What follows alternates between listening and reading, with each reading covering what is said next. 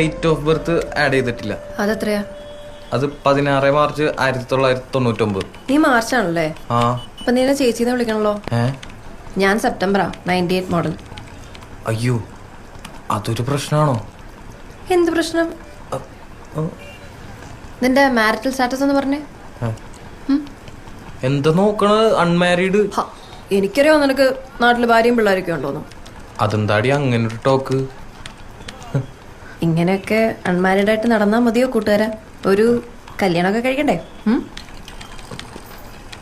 അതെ, അതിനെക്കുറിച്ച് തന്നെയാണ് ഞാനും ആലോചിക്കുന്നത്.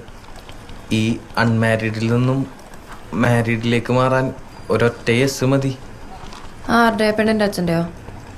അല്ല, പെൺകുട്ടിയുടെ. അതേത് പെണ്ണ്?